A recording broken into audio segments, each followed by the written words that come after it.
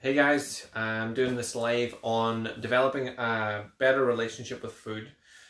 So first of all, thanks for joining me. And if you're catching it on replay, feel free to let me know just by writing replay in the corner, just so I know how many people are engaging and how many people are interested in actually focusing on the food stuff. So whenever I work with clients with creating a better relationship with food, the first thing we have to do is work out what their thinking pattern is towards eating. So where they feel that they're eating negatively or what they think they're eating negatively, and then more importantly, why do they think it's a negative thing. So for example, if you thought biscuits were your negative food, then I'd be asking, why is biscuits your negative food and why not like chocolate or burgers or fast food or something like that. So whenever you find out what your food is, so again, it's about being honest with yourself. If you're honest with yourself and you actually really sit down, take your time out to question yourself, ask the questions that I would ask you. So what is it that you find yourself eating whenever you're by yourself? What is it you find yourself eating whenever you're on the run or when you're on holidays? So some of the times it might be different foods each time, but it's important to know what it is and when it is that you are eating it. Then you can start to ask yourself why. So like I travel a right bit for work, driving to different places for different gigs and things like that. And I could use that as an excuse to go to McDonald's or to just eat sandwiches from the Texaco or whatever. But instead, I either prep my food or the day before I think about what I'm going to do, and I then know that I've got a time limit of fasting that I can do. But the point is that I take full control and responsibility for what I'm doing and why I'm doing it. So if you are traveling, then the question would be, why are you not prepping your food? So if it is just like a daytime thing, there's no reason you couldn't prep the night before for the day ahead. The other thing then is, if it's actually on holidays, why you don't use Google and just Google sometimes where some places where you can eat healthily, so that you're not struggling to find something to eat whenever you get there. Like a lot of time in an airport, you're just sitting going on Facebook anyway, so you may as well Google restaurants as to where you can go and eat. So again, to me, it's not important what you eat. Yes, the healthier you eat, the more healthy you're going to become. But first of all, it's about working out the mind. So why are you doing whatever it is that you're doing? So the excuses of it being traveling or it was a really busy day, for example, is another great excuse. So I just came home and it was 10 o'clock at night. It was a really busy day. So I just ate a full packet of biscuits and a cup of hot chocolate or whatever. If it's a really busy day and you come home and that's the sort of snacks that you have in your house, then it's not surprising that you're going to end up eating them whenever you're feeling sluggish and tired. So earlier in the week, I did a video when I was in Asda and I got into the sweet aisle and talked about how one of the easiest way to not eat snacks and to avoid sugary foods is to just not buy them in the first place. And the hardest part of making that video was actually getting that aisle free. Like that aisle was just, there was people in it constantly. So the video was about a minute and a half. And most of the time I'm holding it very tight. So when the people left the aisle, then I was able to open it up and show the actual aisle that I was in. So if you make that decision once, if you're in the shop or you're somewhere where, like at a market or something like that, that has the sort of food that you want to avoid, if you make the decision to avoid it once, which is when you're actually there, don't buy it. Then whenever you're at home, you don't have to constantly be reminded of it. And it doesn't become an easy thing to eat. It actually becomes something that you have to, and I have worked with clients in the past that have done this, where they actually get up into their car and drive somewhere to purchase the food that they've been thinking about. But there's no way you can do that without knowing that that is a decision that you're making for yourself. Something with overeating, or just eating negatively, whether it's overeating or not eating a lot, but whenever they do eat, they eat negative food, they will say something along the lines of, I don't even notice I'm eating it. At 1 minute I'm there, and the next thing I've just had a full packet of biscuits. If you have to leave your house to get the stuff, then there's no way you can say that. You definitely know you've made a decision to do that. And making the decision helps you become more self-aware. Once you're self-aware about the decisions that you're making, you have a choice then to either make a better decision or to go with a decision that you feel is negative. So in this live, I'm going to talk about negative food a lot because it's in relation to food, but a negative food can be anything that you consider to be negative. So, for example, my own eating, whenever I was going through my eating anxiety, chilies became something I just had to avoid because one, it actually wrecked my stomach. It felt kind of like I had IBS, and two, it triggered me mentally and started to make me think that I was choking and I was going to die, and everything that came with my anxiety towards food. So a negative food for me would be chilies for those two reasons. So it's not like they are a healthy food, and if you can get them in and eat them and they don't wreck your stomach or mentally send you thinking you're going to die, then eat away at them. But if they do, then they become a negative food. So a negative food is anything that you eat that you're not happy about eating, that makes you then go on a wee tangent of eating more of that stuff or feeling bad about yourself. I often say that comfort eating is a weird terminology for eating because nobody's really comfortable whenever they're doing it. They're never really comfortable after they do it, and it just is a weird name. It should be called like terrible eating or hurtful eating or something like that. Emotional eating, it sometimes be called, which is actually a good, for me, I think that's a good way of describing it. So then whenever you take the actual food out of the equation, the amount of food you're eating, the food that you consider to be negative for you, you have to look at the why. So why is it that you want to eat these negative foods? Why is it that whenever you feel down or low or just annoyed with the world in general, do you go to these foods? Or is it just out of complete laziness? So there's two schools of thought here. Some people are just lazy and it's easier to take a takeaway, or it's easy to eat some sort of shite that they don't have to make any effort to cook. And then other people are doing it because of some sort of emotional attachment to it. So thinking about why. So again, it's about being brave about it. You have to think about, you have to talk to yourself, same as at the very start of this video when I was saying that you should pinpoint the foods that you eat that you find are negative for you. So then if you sit down and think, right, if you don't have them in your house because you've skipped the aisle and you really want something, you can have a conversation with yourself like you would a child.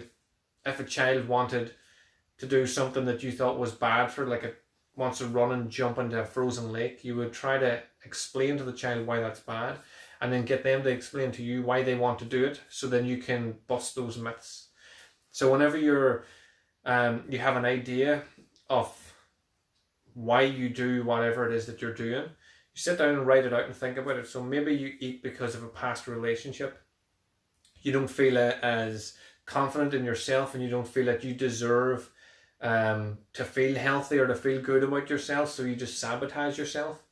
Maybe in the past you've tried to lose weight, or you've tried to start a business, or you've tried to do whatever and you failed. And then again, you're so afraid of failing that you just don't even try again. You go back to the negative lifestyle. Maybe it's something that you just really enjoy food, but you have no understanding of how to cook. So maybe learning how to cook will be a really good step into helping you get away from the food that you consider negative until a more positive food for you mentally and physically. So if anyone's watching, they have any questions, please let me know. And even if you're watching on replay, put them in and I will answer them at some point. So whenever I'm working with my clients on weight loss, the first thing I try to do is change it from weight loss thinking to fat loss thinking. So if it was just weight loss and I say to you, how much do you want to lose? And you tell me you want to lose a stone, and I offer to cut your arm straight off, that will help you lose a stone, but it's not really useful. It's not the stone that you want. So focusing on the loss of fat, which is the stuff in your body that you can get rid of. The way our body generally works is that we will start burning off alcohol because the body doesn't have any way of retaining it, so it will just burn off. So when you go out and you drink, or you sit at home and you drink and you eat, everything that you're eating is getting pushed back because the body's trying to get rid of the alcohol because we've no storage system for that. The second thing then is the protein. So your body will start to break down whatever protein you've had too much of. So again, a lot of people overeat protein. So it will break down that. It's not going to store all of it. There's only a certain amount that it can store. Then it will go to the carbohydrate. And the excess protein can be turned into carbohydrate.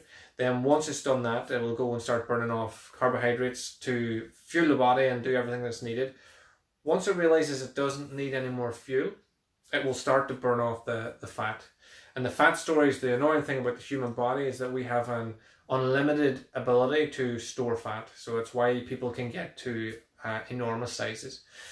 So whenever you think about that, if you're drinking alcohol and eating fat, then it's going to store that. It's going to store everything, but mostly the fat.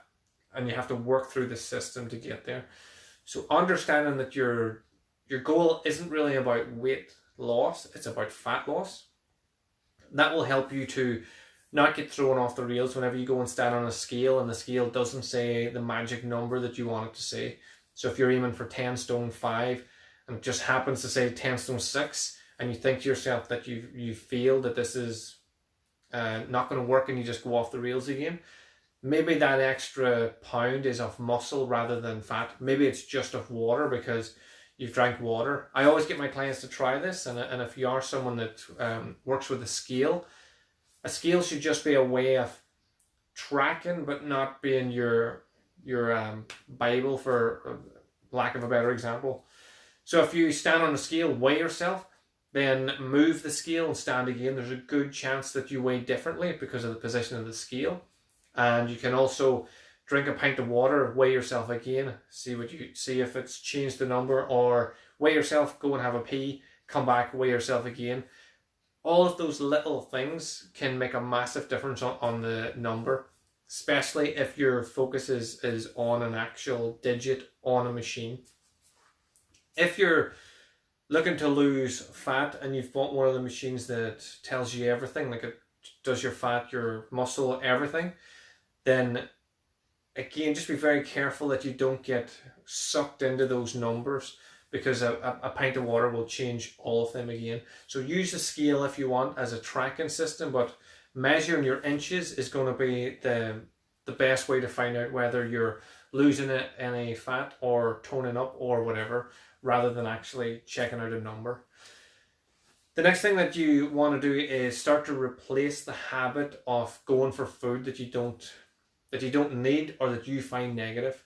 So in the past, whenever I was training, I was about 18 at the time, I was told by doctors and people that I could just eat whatever I want. I wanted to actually put on weight, so they told me just to eat anything that I wanted. So cake and buns and sweets.